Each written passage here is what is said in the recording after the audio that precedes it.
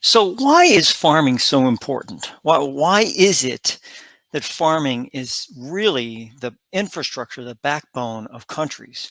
They produce food. They do things that helps the land. They do things that help agriculture. They do things that, whether it be animal husbandry or what other things that help the country in general. Well, the thing is, you can't tell what farming does for you until farming goes away or until there's an issue. And today we're going to talk about farming protests that are happening in Europe as well as Canada and some of the other areas, and why that's so important to the United States. Today on The Worldview.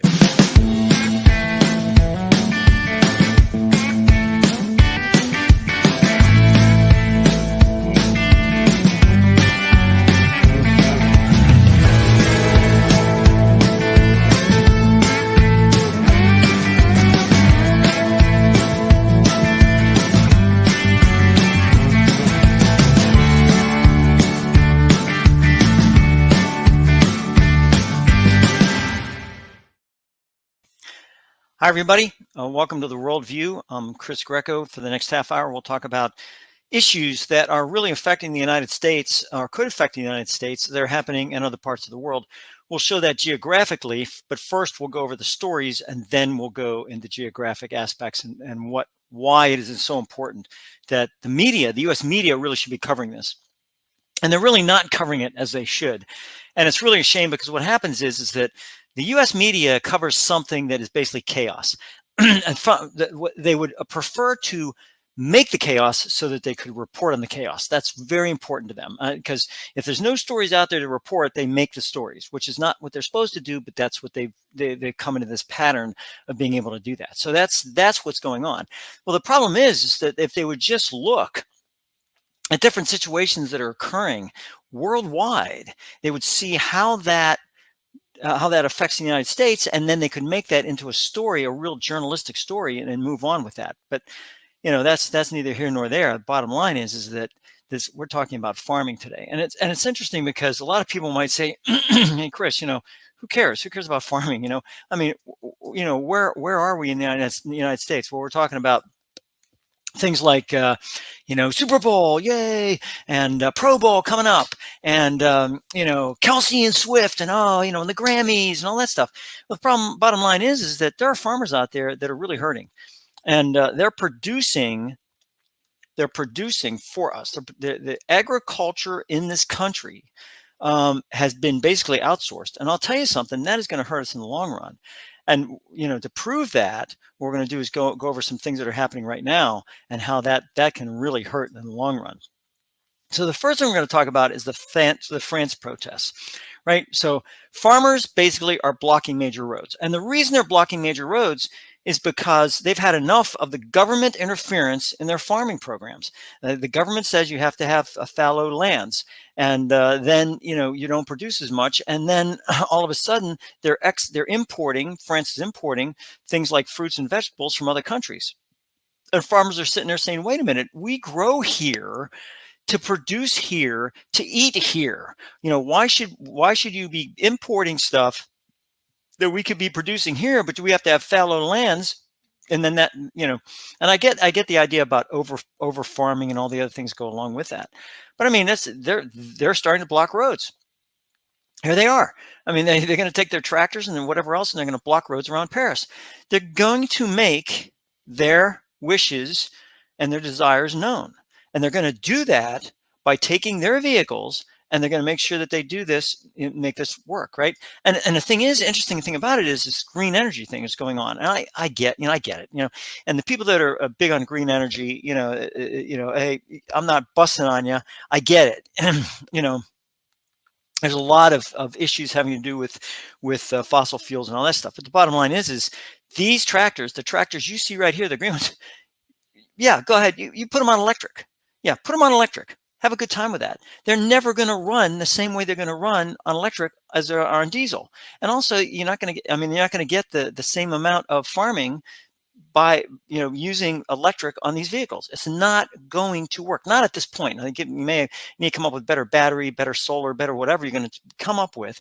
But in the long run, you're gonna lose. And they've had enough. So farmers argue they're being hit by falling incomes, environmental regulations, rising red tape, and competition from imports.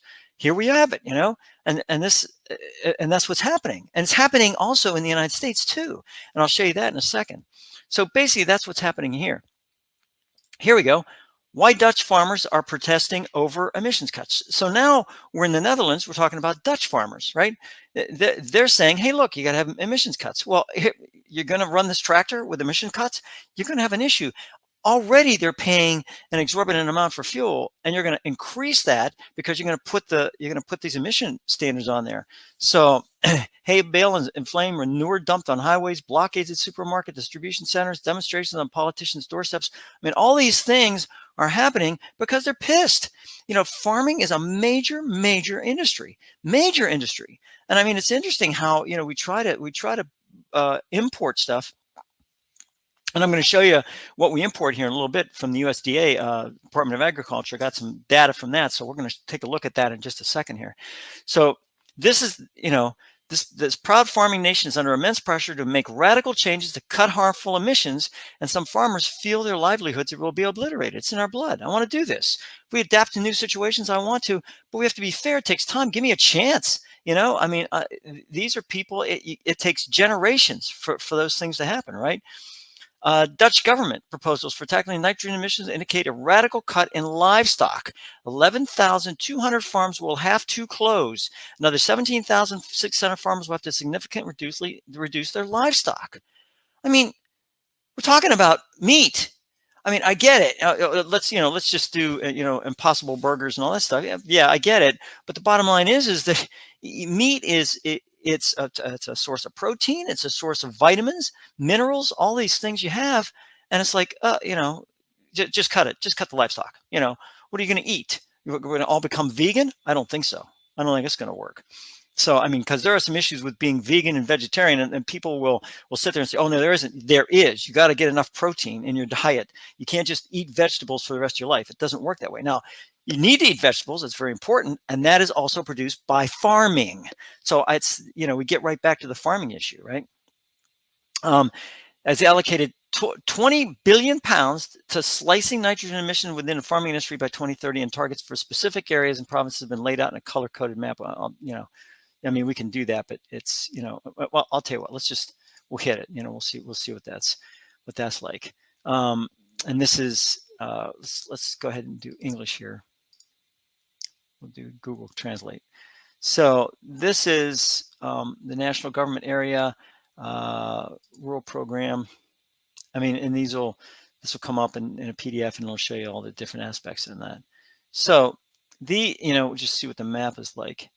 But I mean, what'll happen is that if you don't do what needs to be done from the standpoint of making issues, and farming is definitely an issue, then you have a problem there. So I mean, these are the areas that they want to cut, right? I mean, it's very, very interesting from that standpoint. Okay. Then this one, why Europe's farmers are taking their angers to the street. Okay, in France, block motorists. So across Europe, in France, they blocked large stresses, large areas. Young farmer. Okay, this is Germany. Protests also spiraled across much of Germany, although they have a primarily national character. Farmers are angry with phasing out of tax breaks on agricultural diesel, which they say would lead them to bankruptcy. Again, we're going into the environmental aspects, right? We're going into the climate change stuff. We're going into areas where it's starting to affect the farming. It's starting to affect us, and it's going to affect us, our United States here, real quick. And it's interesting how everybody just kind of sits there and says, "Oh, it's no big deal. It's good for the earth to cut emissions." Well, that before you start cutting emissions, you better figure out how cutting emissions is going to affect all the industries, then build those industries up before you have to cut the emissions. So get it to the point where the cutting the emissions is just part of the deal, that the improvements that are coming along will in fact cut emissions without affecting the farming aspect. And that's what a problem is. So I mean, there's Germany there. So I mean, France, Germany, Netherlands, right? Brussels. I mean, it's so we have the Netherlands here, Brussels, Belgium, right? Have long been used to farmers entering the cities, European quarters, to spray buildings with milk or fill the streets with cattle in protest, right? And so the ripple of the war in Ukraine has brought protest to almost every corner of Europe. So the EU stepped in by temporarily lifting restrictions on imports from Ukraine. The imports from Ukraine are affecting the homegrown aspect of European farmers. And I mean, it's by me saying this, it's going to be like, oh, I'm not for the Ukraine. The bottom line on this Ukraine-Russian situation is this. They're getting billions and billions and billions, hundreds of billions of dollars for weapons. All right. And they are using those weapons against Russia. Russia invaded, and I get, bad Russia. They invaded that. They should not have done that. The bottom line is this, is that now Ukraine says, look, we need help. We need money in other areas. We need to get, we need to do wheat. We need to do grains. And Europe says, well, okay, we'll take them off. We'll take them off your hands. Well, the bottom line is when you do that stuff, you lower the prices on other grain products, and that's to be an issue, right? So all these areas, Hungary, Poland, Romania, local farmers left unable to sell their crops. Tractors were blocking the same Polish roads that had been lined with volunteers welcoming Ukrainians refugees a year before, because they're tired of it. They're tired of it. Romania is tired of it. I mean, Romania. So everywhere across Europe, you see these issues happening. So what's happening in the North America? Well, same thing. You got a UK-Canada trade rift because they're having an issue between cheese and beef and cars, right? So now they're saying, UK halted discussions to food products that they're having issues with. So tougher trading terms for the UK, with a partner accounting for 1.4% of its total trade for 12 months. Goods trades between the two countries was worth 19.2 billion pounds in 2020. UK imports from Canada worth 7.3 billion. So here, Canada and UK are having problems. Collapse, beef farmers in the UK likely see the collapse of talks as a big win, right? Canada's farming industry has briefly voiced frustration to the UK. I mean, all these are issues, right? Again, we're talking about farming. We're talking about something that has to, we got to be able to bring this in, folks. We got to be able to do this. I mean, this is ours. And then this one from The Guardian says, hey, the far right is taking note of all these farming issues. Right? Because all of a sudden it's kind of like, maybe, we'll make that an issue coming into all these 2024 elections that are happening. Lots of elections. The most elections, 192 countries are having elections. I mean, it's like every country is having elections. It's not 192, it's something, over 100. And, that's a lot of countries that are having elections in 2024. So, we make it. Now, are we going to make it here in the United States? We're going to make that an issue? No, we're not. We should make it an issue, but no, that's not the issue. The issue is things like green energy, migrants across the border in Mexico, whether or not the Kansas City Chiefs are going to win the Super Bowl, the Bachelor, how that's going to work, what's happening with the Golden Bachelor now. I mean, that's our type of issues. This is the issue.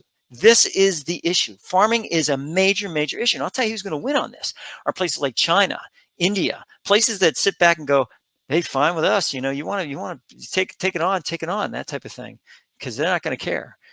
I have the year, and then I have European Union, right? 27 as European Unions, European Union, 27 countries, right? So this is all I have. European Union, 27 countries in the European Union, something like that. Billions of US dollars. So we're talking about. And this is imports, right? These are U.S. imports from Europe. We're talking about what are we talking about? $35 billion in 2022. up from up from $9 billion in 2020. So in over 20 years, we've come up $35 billion. Okay, so that's a lot. That is a lot. What are we getting from China? Interestingly enough, here's China. Here's the imports, 4.7 billion. I mean, a lot of people think, oh, we're getting so much from China. China's taken over so much import. Not according to the government. I mean, this is government data, but some of China, we're talking here $4.7 billion in 2022, and we were up from, 0.84. So I mean, we're up, from one basically to four. So I mean, up $3 billion over a period of 20 years. So I mean, we're up in that area. But look what we're up in Europe. So we depend a lot on Europe from that standpoint. And this is what we have. Now also we have values here on this is percentage now. So some of manufactured products. This is imports now. Some of manufactured products. We have 58%. 58% of grain and oilseed milling products, 58% import. 58% import. So chances are those grain and everything is coming from Europe, right? Some of dairy products is almost 10%. So 10% of our dairy products are imported. And then we have manufactured products, we have 26%. So a quarter of our manufactured products, a quarter is from imports. A quarter is from imports. And that's a lot. And to tell the truth, interestingly enough, 2008, we had about 16. Here we have 26. So I mean, this is what we have, right? So I mean, it's very interesting how that all works. And it's something that you have to take into consideration.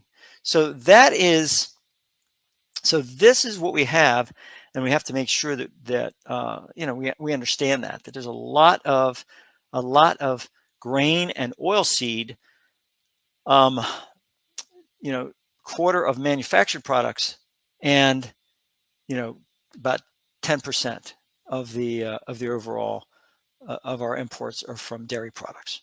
So I mean, it's not too bad.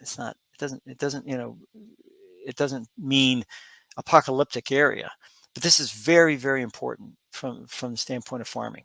And that's why we have to make sure that our farmers have what they need to be able to feed us. I mean, it's interesting how you go to a grocery store, and the grocery store has a lot of locally produced stuff. That's what you want to buy. You want to buy the locally produced stuff, and it's interesting how all that works. So I mean, we can change up whatever we want here. We can change. Let's see, sugar and sugar confections. Sugar and sugar confections are 37%. 37% of our sugar and confectionery is from imports. Let's see what else. Meat products. Let's see what meat products is. Meat products is about 18, almost 19%. So that's what that is. And then we have preserved fruits and vegetables. Look at this. 31% of our preserved fruits and vegetables is imported. 31%, a third of our fruits and vegetables are imported. I mean, that's shameful, folks. I mean, that's a shame. What about our bakery products? Let's go to bakery products. What are they? 15% of our bakery products. I mean, this is data, folks. I'm not making this stuff up. This isn't something that hey, let's take a look at this. And I mean, I can do a lot of these things. So Europeans, let's see what we're getting from Mexico. Let's see, this is from China. So China, not that much, right? Let's see what we're getting from Brazil. Brazil, we're getting, import about 6.2%, not that much.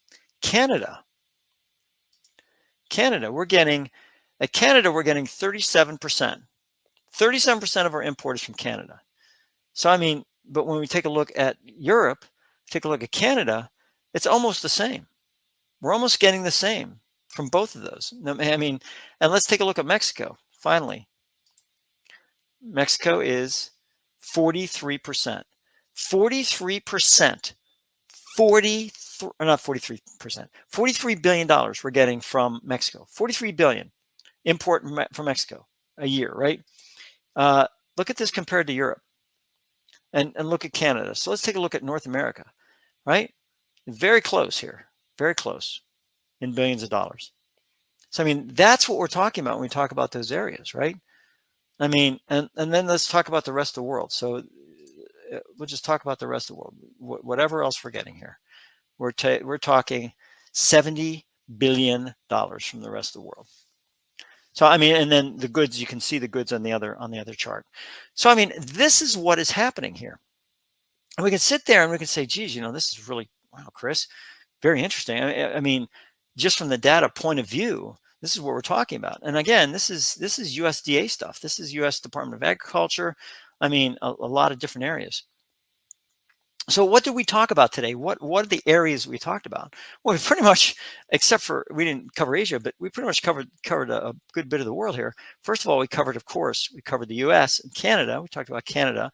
We talked about Canada's relationship with the U.K. Now, you have to remember that Canada and UK are very close. There's a very close relationship between those two.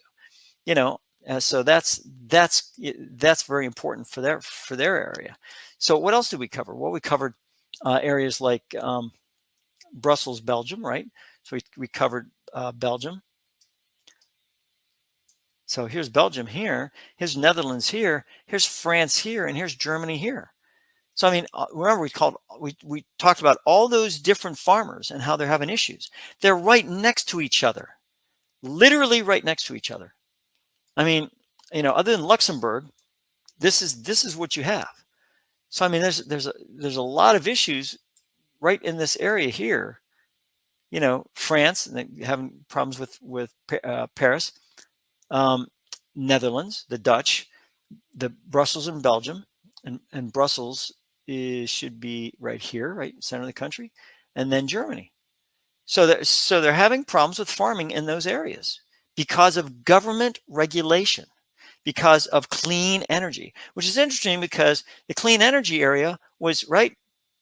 The climate accords were done in France originally, in Paris. So what are they doing? They're blockading Paris. This is where the irony comes into play. They're blockading Paris, which was a part of Paris Climate Accords. Everyone signed up for all that stuff. And then what's happening is that then they have an issue with energy regulation, which affects the farmers.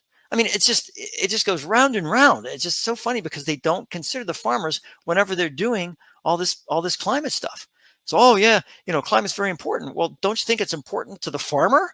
I mean, they got to grow stuff. They have to, and whether it be an animal or a plant, they have to grow things. So what's happening in Italy? The final story I'm going to cover here. Italy originally said, hey, look, we got a real problem with migrants. We're going to really cut down on the migrant aspects and everything else. And they have an island called Famagusta, which is, and Famagusta, what is Famagusta here? There's an island called Famagusta. It's Malta.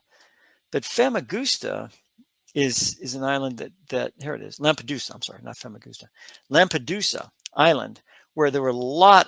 It's owned by Italy.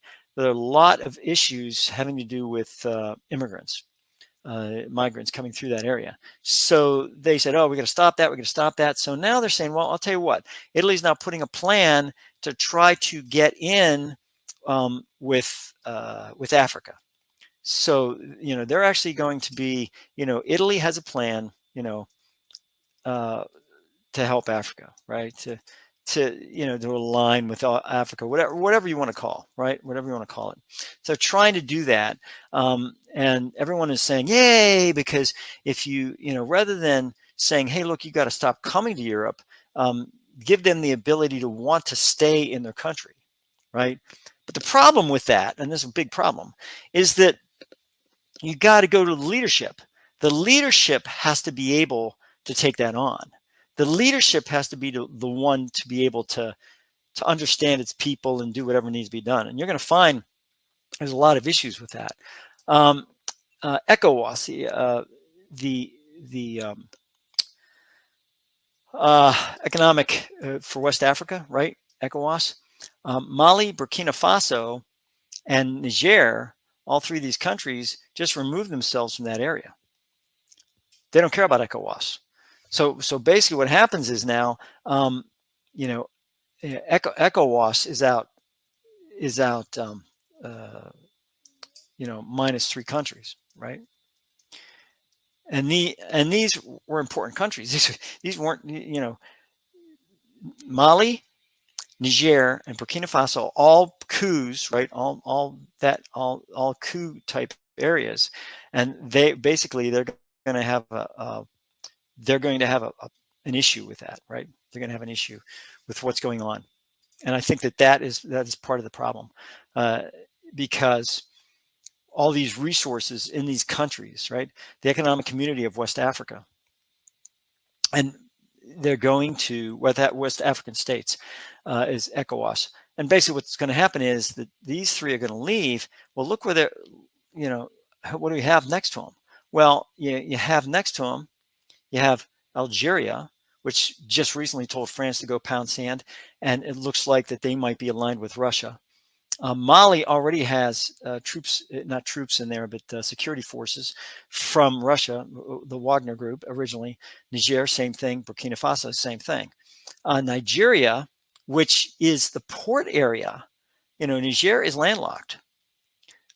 Nigeria, we're trying to get involved with. The U.S. is trying to get involved with to be able to figure out what they want. So a lot of focus is coming on Africa at this point in time. And it's interesting how all this is, when you say about farming here, saying, look, if they could farm, especially in this green area here, they could farm these areas, which I think they are anyways. Now we're talking about a very rich resources. Up here is more mineral resources, which is and oil, especially in Algeria. They have a lot of oil. So all of a sudden, if Africa would just get together as a continent, my gosh, they'd be unbeatable, because they have every single resource that you would need to be able to do all kind of high tech areas, manufacturing, all those things. But we'll see what happens. I mean, that's the way things are going to go.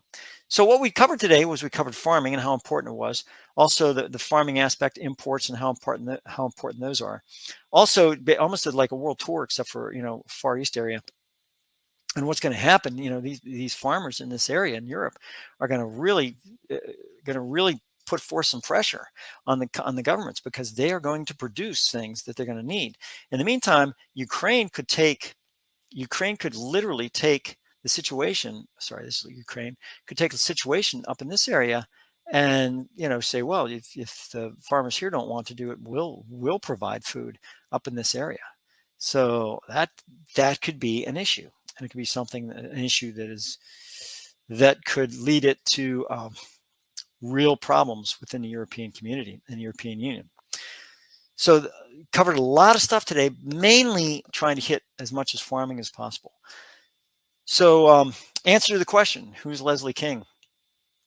The answer is that Leslie King was actually Gerald Ford. Gerald Ford was adopted by his stepfather. So interesting, right? I mean, the guy was originally a king, right? The king who was president, type of thing. So on that note, I will say a fond farewell to everyone from the Worldview. And next time, what we'll talk about is different aspects of how one country's economic situation is actually going to domino into different areas in Europe and Asia, and how those things can really, really affect the United States. Until next time, this is Chris Greco from the Worldview saying, take care.